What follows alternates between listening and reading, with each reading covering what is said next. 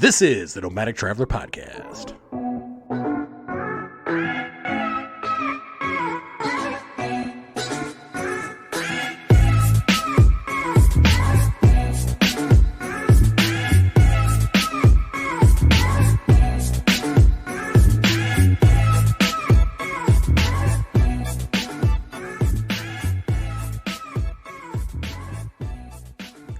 Welcome to Nomadic Traveler Podcast. I am your host, Jason, and our lovely and wonderful co-host, Nicole, is here as always. Hey guys, what's up? How's it going? What's going on, Nicole? How are you today? I'm good. It's hump day. What's new? Hump day. Hump day! Not much. Just grinding. Just grinding doing the it daily, out. the daily things, you know. Just doing my daily life. What about you? How's your day? It was good. Just did real estate stuff all day, so Classy. a real estatey kind of day. Yeah. I'm excited for today's episode. Yeah, today's guest is Andrea Thomas, and she's going to talk to us about family travel, and she wants to become an expat, right? Yeah, so her family goal, which she's going to talk about more, is to become like an expat family in the next 4 years. Cool. So she's going to tell us all about how you go about doing that.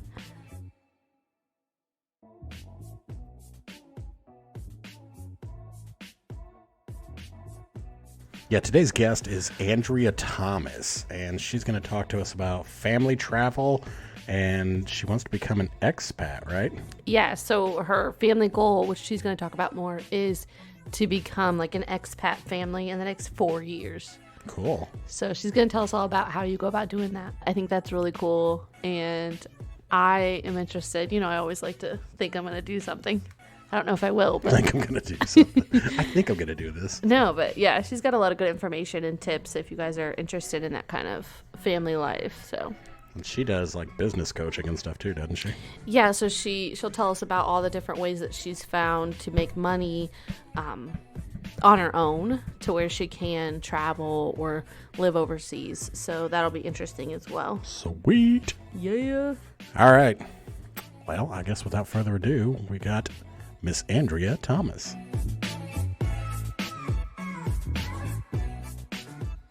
All right, we'd like to welcome Andrea Thomas to the show, and she's going to talk to us about family travel, and she's going to be becoming an expat. How you doing today, Andrea? Doing great. Thanks for having me. Yeah, thank you for coming. Yeah, you want to tell us like a little bit about how you got into travel and what interests you about traveling in general? You know, that is interesting. My family moved around a lot when I was little, and so I never lived in the same state as my grandparents. So we were always doing road trips. And so that became my own nostalgic pastime of, doing road trips with my family, traveling to state, moving from state to state. So I thought, okay, when we actually settled in Virginia, I thought, okay, well, maybe I just want to stay in one place. But over time, I was like, nope, I got to keep it moving. So after Virginia, moved to Texas, and just been kind of hopping around and traveling for vacations and so on. And so that's kind of how it just kept moving. It's kind of in my blood. Nice. Yeah, we've heard that from another guest of ours that they were a traveler and they thought that they would be done when they, became an adult and they couldn't handle not traveling. Yeah. Yeah. Yes. It's just nice to get a change of environment. That stagnation settles in and you're like, I got to get away. Yeah, for sure. I mean, Well, yeah. I was going to say, how long have you been in Texas now? I have been in Texas actually since I moved from Virginia. So it's been a while. Okay. It's been over 10 years. So that means a lot of traveling in the midst of it. Gotcha. Yeah, for sure. Yes. So tell us like a little bit about your family. And then also, I think you have a podcast as well. So I don't know if you want to tell us about that here too. Yeah. So I'm a mom of 5. Me and my husband have 5 little ones ranging from 10 to 2. So you can imagine it is strange right now that it's so silent. But it is complete fun, chaos, overwhelming at times, just navigating through the different personality types as well as through the noise. But in the midst of that, I started a business selling products products, so a product-based business, and I also have a podcast called Get More Product Sales. So that's where I interview other people who are either selling products or different angles to how to get your products sold and off the shelves, because I really believe that our products change lives, but they can't do it if they're sitting on the shelves. So that's what it's all dedicated towards. Sure. So the businesses that you have, you're able to travel with them and do them on the road? Well, that's the beauty of selling products online, is that you don't have to be stationed anywhere. So my business goes on vacation with me if I want to. It travels with me, but it also gives me opportunities to do speaking engagements, to go to conferences, and so on, and kind of take the kids with me or go by myself. And so that gives me an avenue and also a reason to get away for a good cause. So yeah, I think that's one of the things that was kind of flexible for me, because when I started a business called Scratch Me Not, it's for little ones with itchy skin, and it was for my daughter, and we were really having a hard time with her scratching her eczema and needed something to help her out. But I recently became a stay-at-home mom, and so I needed something that was flexible. And so, but I didn't realize that how flexible online business was. I was just thinking, let me just fix this issue.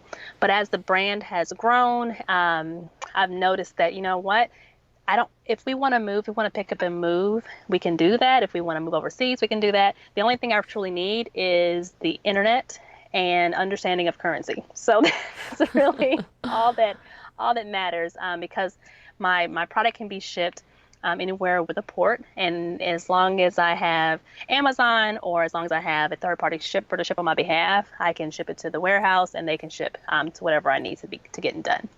So do you do Amazon FBA?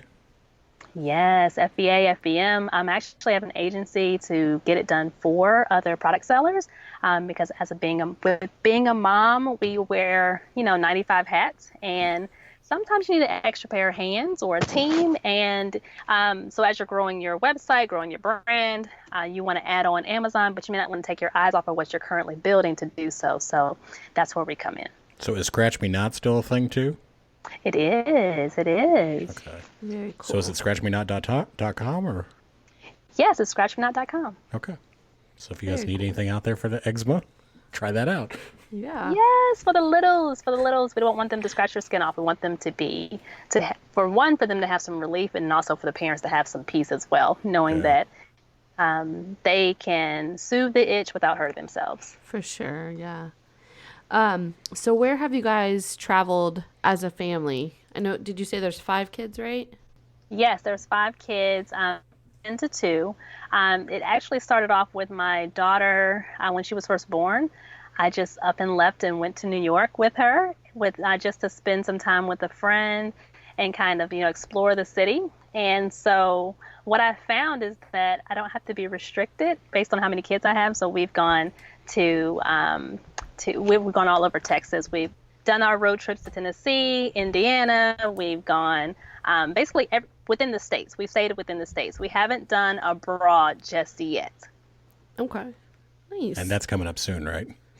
Coming up soon. I'm excited for myself, and then also for me to test the waters to see how is this going to work. There's a bit of curiosity there. We have our techniques of what we do when it comes to getting kids on flights, for short flights. We also, know we know how to time based on the ages of the kids, whether we should do morning flights, whether we should do a layover or not, like how to pack their bags so that they say occupied. How much screen time, should we even have screen time? So we kind of work out the kinks domestically, but it's a whole new beast when you add on another 10 hours of travel. For sure, yeah. Nicole, you got experience with the same thing, don't you? When you used to take road trips, didn't you have like a grab bag or something? Yeah, we used to do a similar thing. Me and my friend would travel with my daughter and her niece, and we would take bags in the car. We never did flights, but we would take bags in the car, give them an item from the Dollar Tree every hour or so, try to keep them entertained. That's kind of what you do? Yes. So actually, I didn't really give them a time frame, but I gave them a series of items based on their age range, and then some items that they would interact with each other with. So so that one, they would have a balance between being territorial and sharing, and then two, a little healthy competition keeps the ride fun. But then I've learned, hey, having 3,000 pieces for a puzzle on a road trip may not be the best idea. Having balls on a flight may not be good for the passengers in front of us. So Yes. we kind of learned along the way, but they love the concept and the idea that their book bag has all the goodies, and they have authority and autonomy over what gets eaten, what doesn't, what gets used to wind, and so on. So that's what they look forward to. And they know when we say it's time for a flight, they're like, okay, have you gone to the store and filled up our book bags yet? And I'm like, come on, I want it. You're like, it's coming. So they don't go with you to the store to pick out what's in the book bag. No, that would be Total dramatic. surprise, right? It has to be a surprise. Yes. I remember. Yes, one, we would never leave the toy section. And Right. then two, yes, that would be no good. But yes, lots of surprises, and I want to make sure there's some educational items in there, some silly things in there. So I have my categories that I want to attend to. And so I want to, and also some little like tester items in there. And then it ranges from like cheap, it'll break in 3 seconds to, okay, we're going to keep this for the next trip. Yeah. Very nice. I like that. I know one thing I found that helped a lot in the car was window clings. They love the window clings. You just put them on, well, both by the window, and then they just play with the window clings and rearrange them, switch them out. That was really fun. We tried, it was, they're shaped like hands. They feel like firm slime, and they stick to the windows. Yeah. Ooh. So we tried that, and we realized they actually ended up turning it into like a face slapping fight. So we're like, well, that wasn't the best. So maybe perhaps we should try the window clings instead. Yeah. The next time. You need something smaller, yeah. Something smaller they can't use as a weapon, right? Yes. Yes. For sure. That is wonderful. So what is like kind of the favorite place that you guys have been as a family together, and what was that trip like? Let's see. We have gone to Hershey Park together in Pennsylvania. That was really fun. One, because chocolate, and two, it just gave the grandparents an experience with the grandkids, because they don't see each other that frequently. So that was like a great way for them to get those grandparent spoiling moments, and then also see their excitement for just the adventure. So that was one of those moments that I was like, oh, we're having one of those Hallmark moments, one of those pictures that you'll see on, what is that called? Shutterfly. Yeah. Yes. That is awesome. Yes. And what all was there to do there while you guys were there? This one younger, so we didn't do the actual amusement park sides. They got a chance to kind of do the tour, watch the movies, kind of explore, do all the taste testing, and basically it was a lot of taste testing. Ooh. So that was exciting for them, and kind of get the history of the candy and of the brand. So that's what we did, and then the road trip there as well. Very cool. Do you guys, now when you say road trip, are you guys a family that like goes like straight there, only stopping for like food and things like that, or do you stop on little excursions along the way, or seeing the world's largest or anything? We do that sometimes. Most of the time, because I have a large family, we're stopping to see family along the way. So my mother's side has 17 brothers and sisters, 17 total. And so there's a lot of people to see along the way, and we get a chance to kind of hop and see their neck of the woods. So one family member lives in Memphis, and so my husband got a chance to go around with my uncle and see, the Elvis Presley home, and kind of drive around and do all that. And meanwhile, the kids get to spend time with their cousins and kind of make it a family thing. That's one of the things that we kind of enjoy doing, and I really appreciate it now, because if you're not around your family for a while and you skip a few years, and you go back and you're like, wow, you've aged in a good way, but you've aged. And I realize we're all mortal. Right. Very that makes true. me want to, one, do more traveling to see them, but then two, like you said, get off on the beaten path. And if we see the old school outdoor movie theaters, drive off in there. Oh, nice. It's just fun to kind of do little weird things for the kids as well. Like there's one place where the bakery that we stop at, and then of course in Texas we have Bucky's, and so that's one of the biggest gas stations ever, and the restrooms are always 100% spotless, and so there's 3 million people there, and the mascot is a woodchuck. Is that what it is? No, a beaver. There we go. Interesting. It's a gas station? Yeah. I never It's heard of that. What was Oh, the you name again? haven't?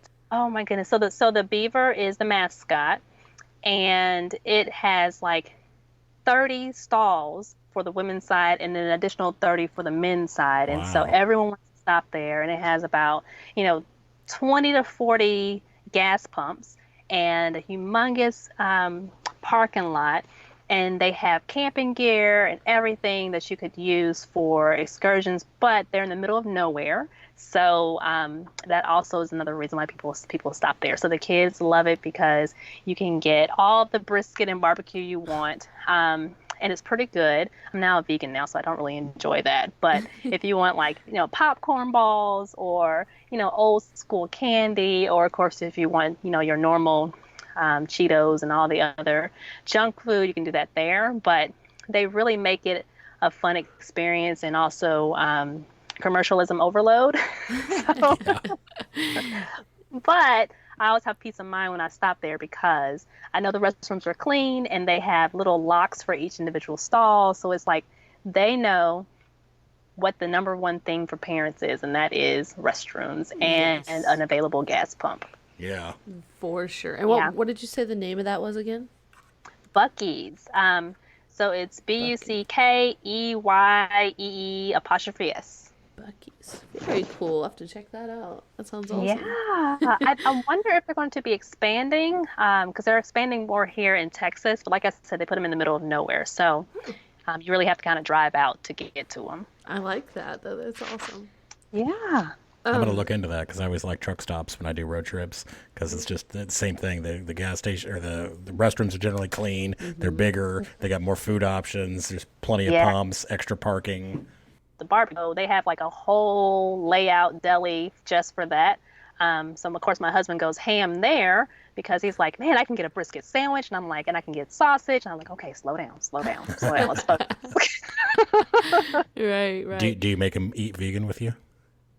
I don't make him, but I sure make it look tempting. Yes, he was vegetarian when I went vegetarian originally, when my daughter was born, well, shortly before my daughter was born. So he attempted it with me, and he was like, it makes such a difference. I can tell when I go running, my clothes don't stink, blah, blah, blah, blah, blah. But then, what made it hard was lunches at work. Because when you go out to eat, there's not a lot of heavy vegetarian or vegan options.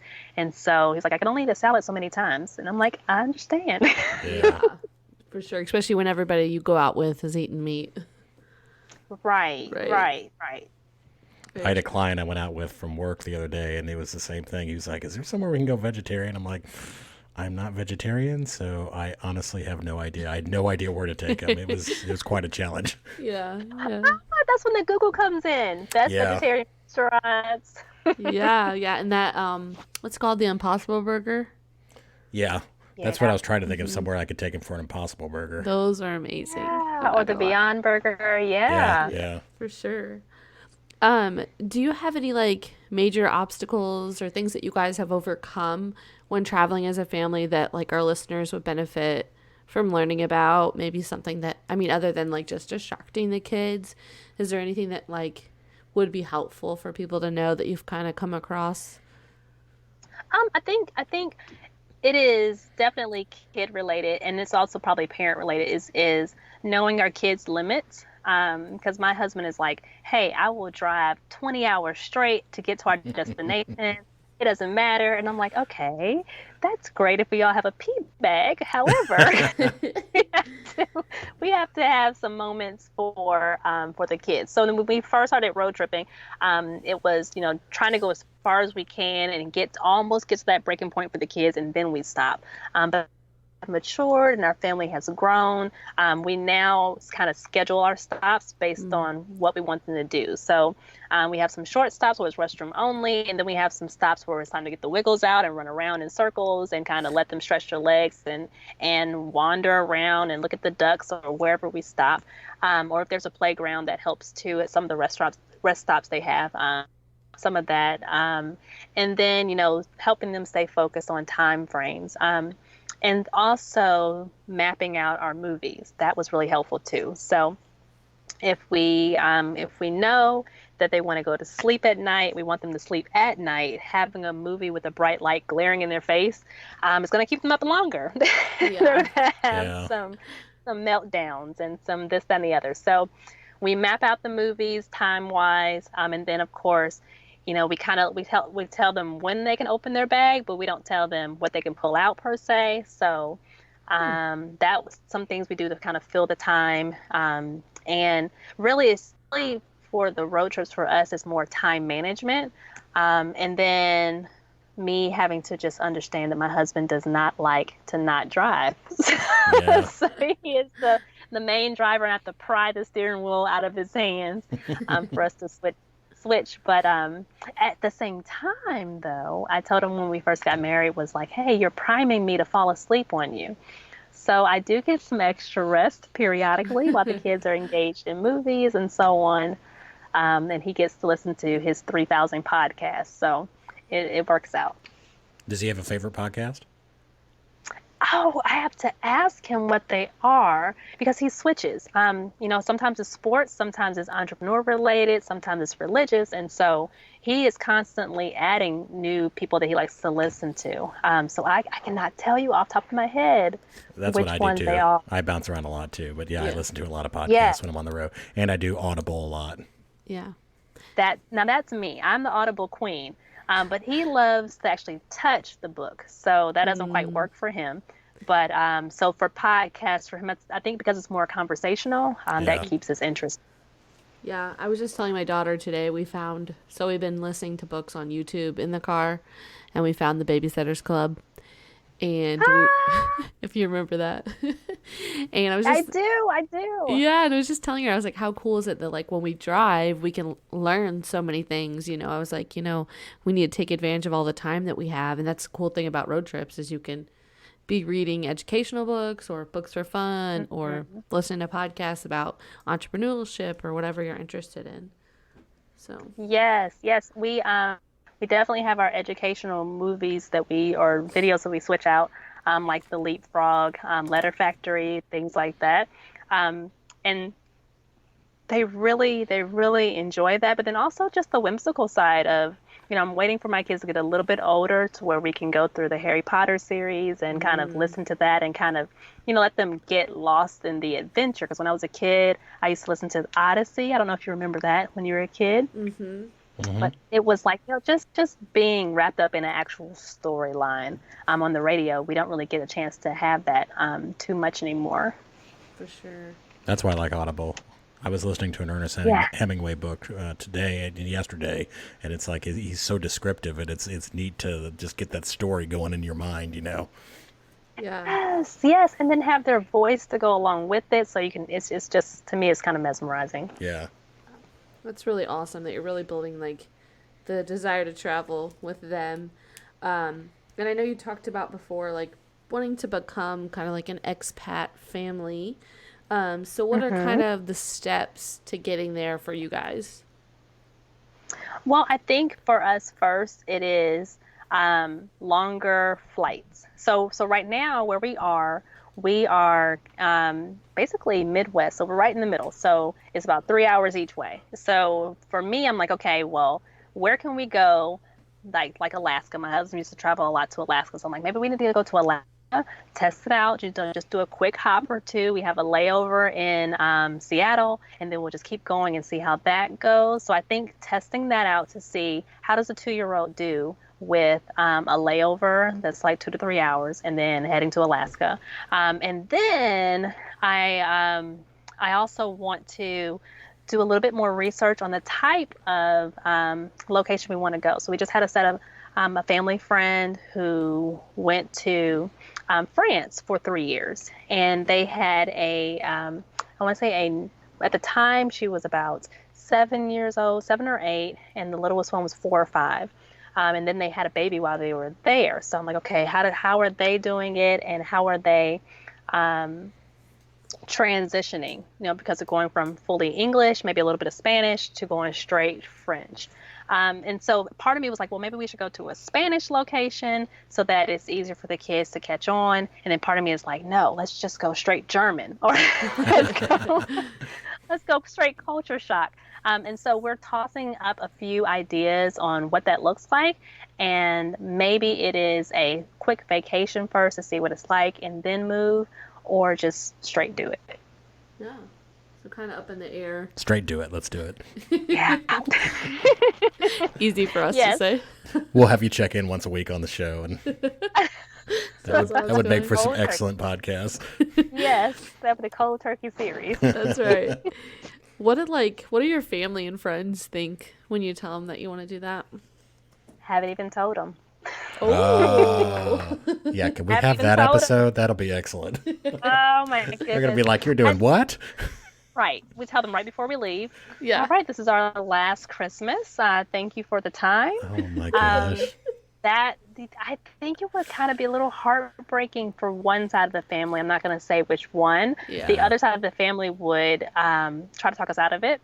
And so it's kind of like when you're pregnant and everyone wants to know the baby's sex and you don't want to say it. You just want to say, you're going to wait to the end, or the baby's name. Like, people want to know the baby's name. But what I have found is that when you say the baby's name before the baby's here, everyone has an opinion.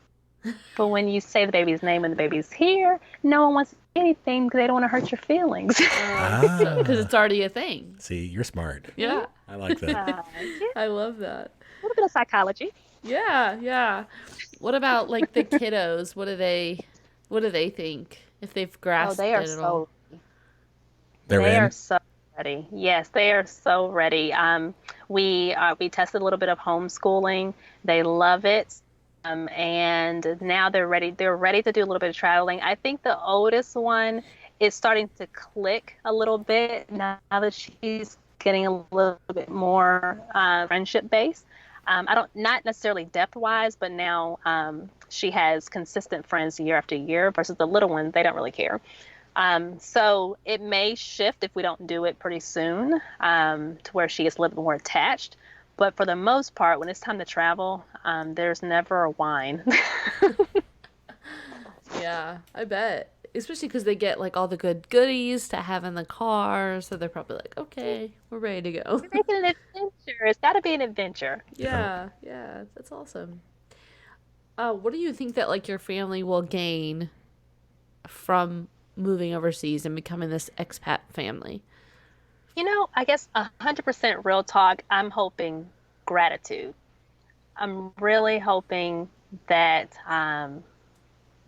they will have a deeper understanding of gratitude and graciousness towards each other as a family, and also towards others. And my kids love other kids. They love other families. But because we live in a kind of microwave society, they don't know what it's like to be, and they don't know what it's like to have to wonder about life, really. They don't have to, when they turn the TV on, it's always on. When there's food, there's always food available. When they want to buy something, for the most part, they're able to get it, or we tell them how to earn it. And so I really want just life experiences to show them how to have more gratitude and be more gracious for what they currently have, and also to have a more a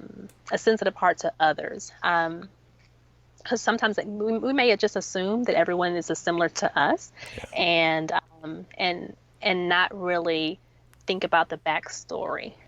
So that's one of the things that I'm really hoping that they will grasp, especially the older ones. Um, the one that's come across 100%, like they're loving, caring, kind children, um, but they haven't had to experience a lot of life. So I really want them to like absorb the culture, to just be in an environment to where they are constantly absorbing non-monetary items. Right. That makes sense.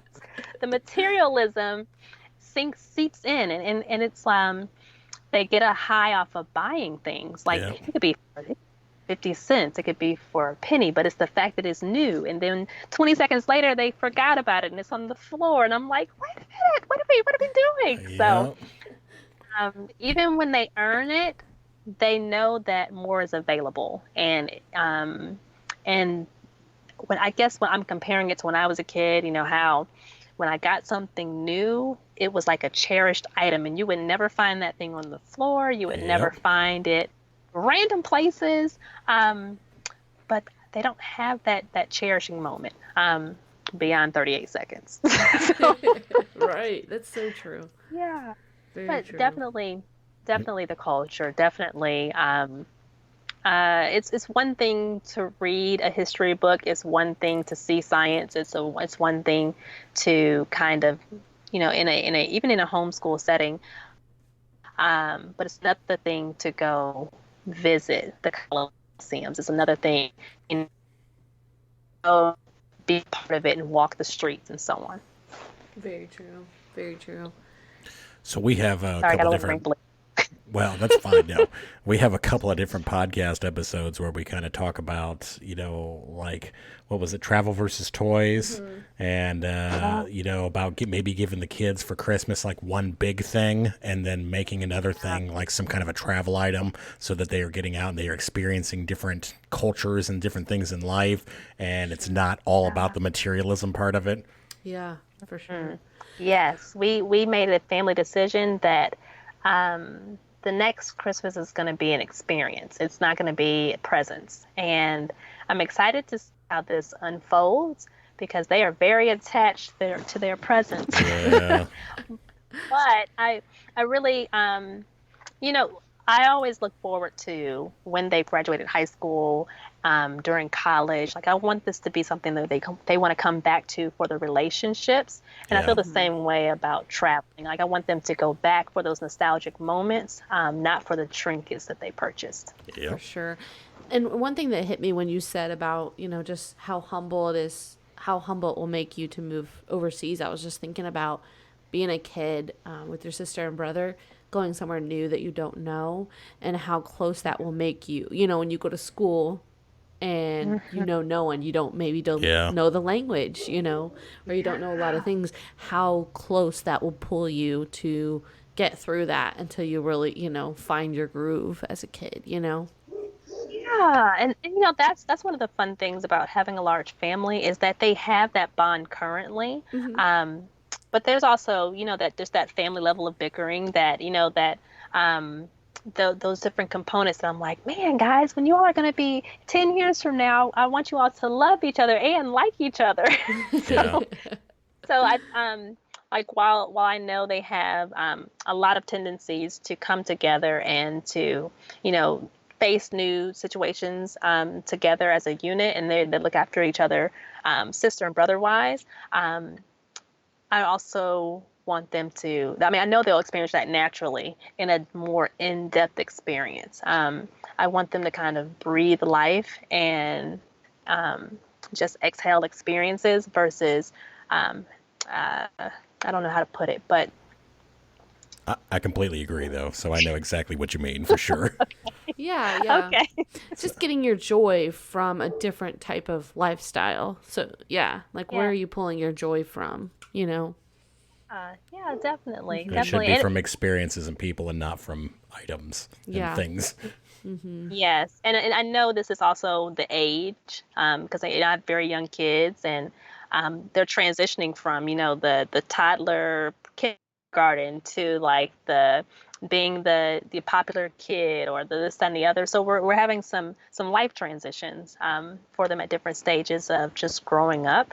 And I just don't want to miss the mark to where, I have, 17 and 18-year-old that are just brats. Yeah. Where their brain's already molded a certain way. Yeah. I think that a lot too, because one of my goals is not necessarily to be on the road full time, but definitely to maybe live a couple other places and explore. And I wonder about that too, like how fast am I running out of time? You think about like how many summers you have left with your kid or how many spring breaks or, So like, I just thought about that with my little one. I told her the other day, my 10-year-old, because she's going to this tween stage now, and it's really it's interesting to see how this thing is unfolding. And so I was like, hey, I was like, how many years do you have left living with mommy and daddy? And she was like, okay, 6. And I was like, that means you would graduate when you're 16. I was like, let's add a couple of years to that. So she was like, okay, 8 more years. And I said, okay. So we have 8 more years to live together. And we have 2 choices. We can argue every day and you can stomp and you can do whatever you want, or we can figure out how to cooperate, to get along, to do the simple things. And then it hit me as I was saying out loud. I was like, wait a minute, she's already done half of her life already with us. Like she has less time here than she has time with us before she moves on and becomes an adult. And I was like, oh, I have so much to accomplish between now and then.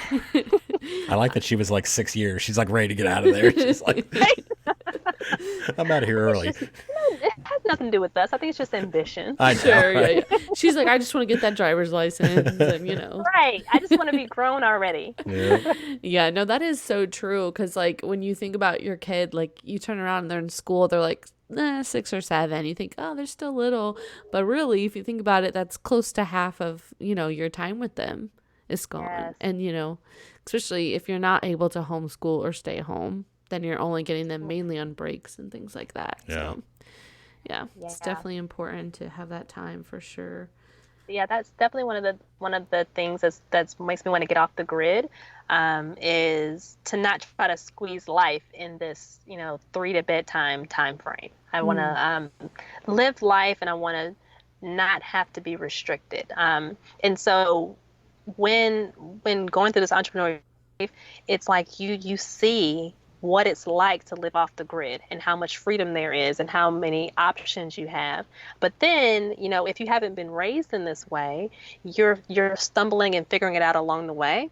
And you're having to kind of deprogram yourself from the conventional life, which is the 8 to 5 life, and having to pay bills and so on, and having that dictate how you move. Okay, the kids are going to have to get up by this time. They have to go to bed by this time. We have to get these 12 things fit in here between then and there. And next thing you know, you feel like a robot. And so that's one of the things, like, okay, I want this homogenous life to where we can move and sway based on the breeze, and not because we have these 25 responsibilities that life says we have to attend to.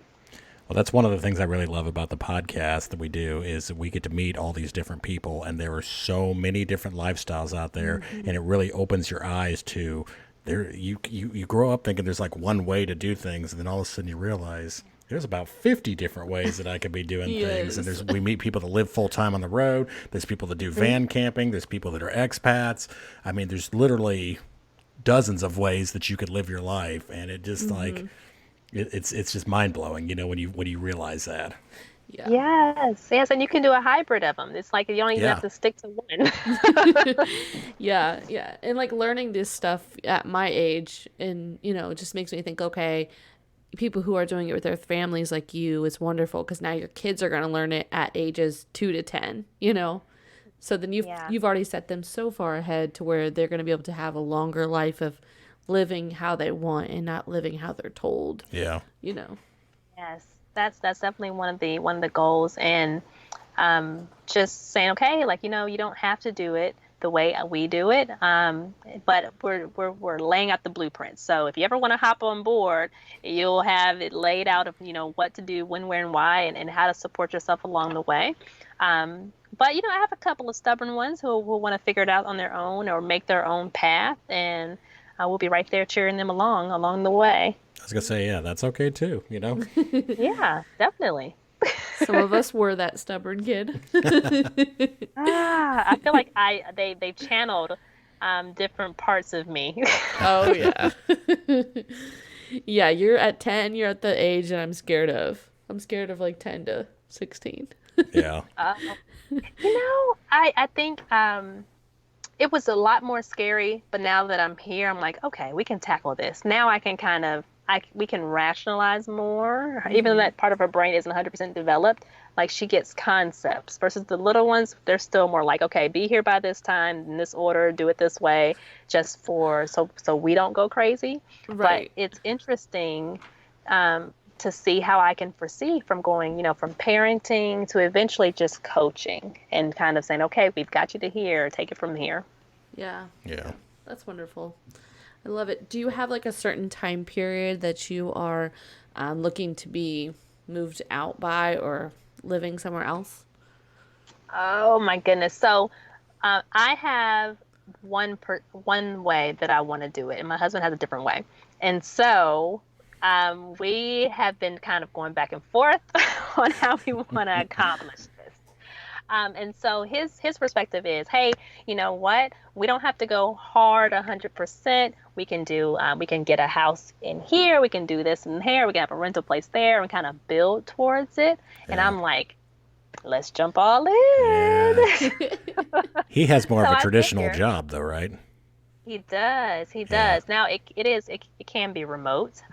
So it's not like we're 100% restricted. And then within his industry, there's opportunities to go 100% remote if we want to. Okay. However, personality type, he is very much a people person. Yeah. So isolation is a little bit more harder on him than it is for me. Well, I shouldn't say isolation, but I should say, like I don't need to see my team like in person. We can do a quick Skype for 3 and then I'm done. Yeah. But some personalities thrive off of, the art of communication and in person and seeing the body language. And that is definitely him. Yeah. And so I'm thinking within the next 3 to 4 years, we need to make that shift. Otherwise, we're going to start missing children. They're going to be moving on and living their life, and they're not going to get a chance to enjoy this. So we're mapping it out to figure out, okay, how can we compromise? Because, I'm more abstract. He's more concrete. Yeah. For sure. Yeah. Yeah, it makes for a good balance. Yeah. It does. It also anchors me. Love it. Do you guys have have you guys learned about any laws or any different tips or trips to getting over there? Are there any certain rules you have to follow or anything that you guys have come across on your research? Rules? Never. They don't apply to me.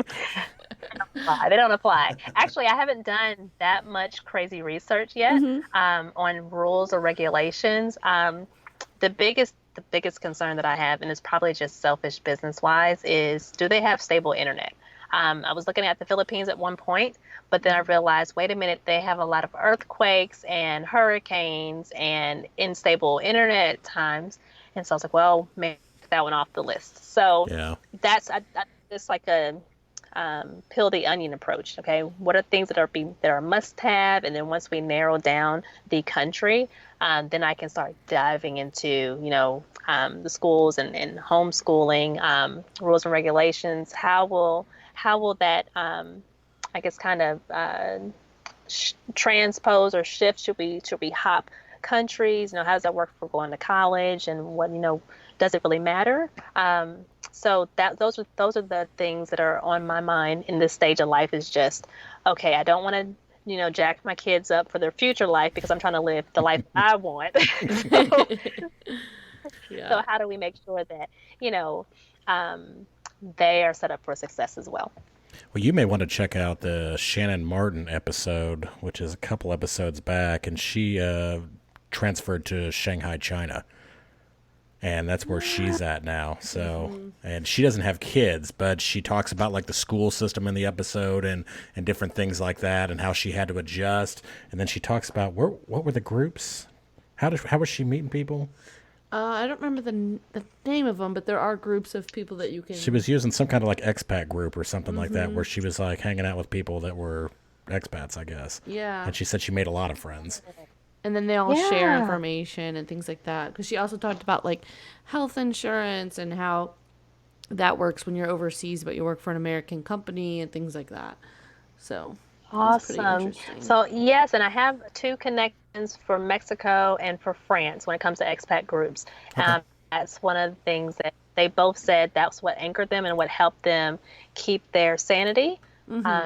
Because the in France it was more, when I guess in Toulouse it was a little bit more curt, not necessarily rude per se, but she had to get used to just the personality They're of direct. the area. Very direct. Yeah. That's very. That's I like. so just getting used to, you're coming from Southern hospitality, Texas, going from, going to France, and it's just a different vibe. So that is definitely on the list, as well as making sure the kids have play dates and they feel like they have a connection. Yeah. For sure. Her episode was called Living Abroad with Shannon Martin. Got it. Taking notes. So that wraps us up, right? Yeah. Okay. Yeah. So we're towards the end, and we have our segment called Don't Do That.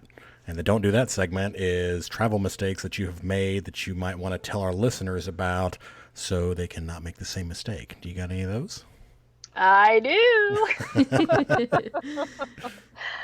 So we used to have a smaller SUV when we had like 3 or 4 kids, and we shifted to a minivan. It was like so much space, and I'm like, yeah, this is gonna be awesome. This is gonna be wonderful.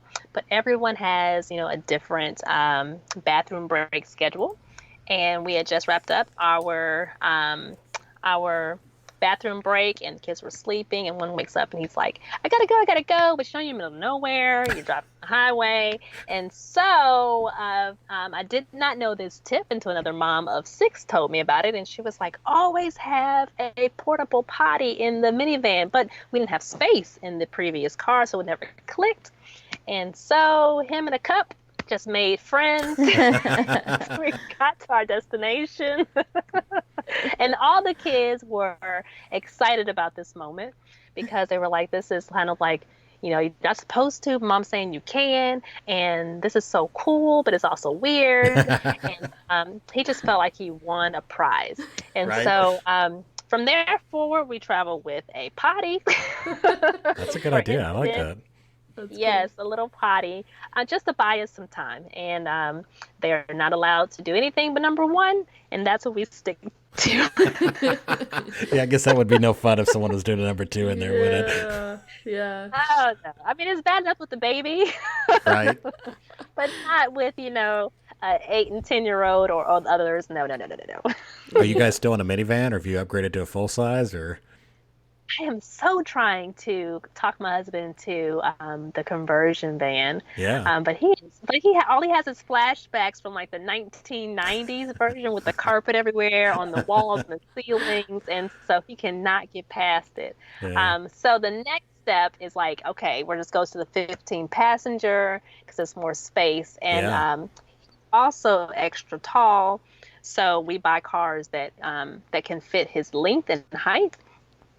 So that's one of the reasons why I'm like, okay, well, if you're extra tall, what if our kids have a growth spurt? The Yeah. minivan work for knee space and all that. So that'll be on the next agenda. But I'm hearing, and I'm doing a lot of research in large family groups and social media groups, and they're like, well, they're not as comfortable, or you got to do these different, tricks and hacks to make it work. And then part of me is like, well, if you're going to be moving abroad, why put all this time and energy into a larger vehicle? Shouldn't we be looking at, I don't know, the bus route or the trains? And Yeah. It's a lot of public transportation in Europe, I think. exactly, they're made for that. So it's just the U.S. is behind on the times. Oh yeah. They sure are.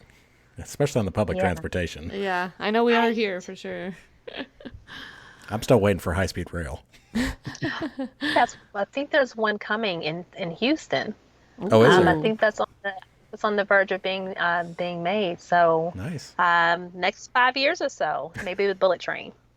That would be awesome. That's what I want as a bullet train.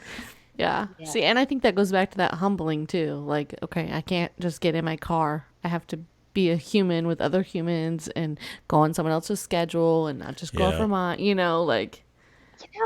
Yes, and that's the fun thing is this, and I guess maybe I have a different way of thinking it, is that inconvenience equals adventure and it equals excitement, but it also reminds you of how good you had it. And so, but it's also like this figuring it out, because you have to hop from train to train, or you have to hop from bus to bus. And so I really want the kids to kind of absorb those things without me having to explain or tell them the reasons why you have to, why we don't just, get in the car and drive around in circles and make you go to sleep at night and do all these extra extra things that are fun for you, but gas guzzling to me. And yeah. So I just want life experiences to kind of, chisel the edges a little bit. Yeah, for sure. That problem solving too. Like they're learning to solve their own problems. I love Definitely. that. And it sets them up for success when they go off on their own, that they can have MacGyver experiences and moments. Yeah, for sure. That's awesome. Yeah. All right. Well, hey, we really appreciate you coming on, talking to us today. You covered a lot of great stuff and had some good tips in there. If people want to learn more about you, where can they find you? Where can they find your products? Yes. Okay. So if you are looking for some support for your little ones with itchy skin, we have scratchmenot.com. I always say that name so fast. Let me slow down. It is scratchmenot.com. Got it. And then, of course, if you are selling your products online and you wanted to dive to Amazon, I also have an agency where we can help you set it up or help you manage it. So, and everything in between. So just reach out to me at AndreaThomasCollective.com and I can send you the details on that. Say that one more time for us, because we lost you for just a second. Say that one more time. Just the where they can reach you. Yes, info at AndreaThomasCollective.com. Got it. That was perfect.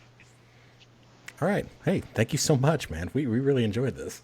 Yes, thank you very much. Thank you for having me. I really hope this has been eye-opening or helpful to someone else, and it also gets my brain moving for things in the future. Absolutely. Sure. And then maybe we'll have you on again when you guys have we're gonna do a follow-up episode. Yeah, that would be fun. Do a mid-episode and you're partially pretty much there, and then do an episode when you're there and living the life. Yeah. All you'll hear is screaming and crying. It'll be fun. It'll be fun. But my little one's outgrowing the tired crying stage. So it should be good. It should be good. Yeah. You're almost there. Almost there. Yes. All right. Awesome. Well, thank you very much. Thank you. Thank you again. Bye. Welcome. Bye-bye. All right, guys. That was Andrea Thomas. Man, she had a lot of good stuff. We really hope to have her back on again soon, and we want to hear more about her exciting adventures on her trip to going wherever she ends up going, maybe Germany. And if you have any plans like this, if you would like to share them with us, we'd love to have you on the show. If you'd like to, you can reach out to us at nomadictravelerpodcast@gmail.com, or you can get us on our Facebook page at the Nomadic Traveler Podcast. We also have Twitter at Nomadic Podcast. So hit us up everywhere to come check us out, like us, follow us, leave us a review. If you guys could please reach out and leave us some reviews anywhere that you can leave reviews at, that would really help us out a lot as far as growing and getting wonderful guests like Andrea on the show. That's all we got today. We'll see you next week.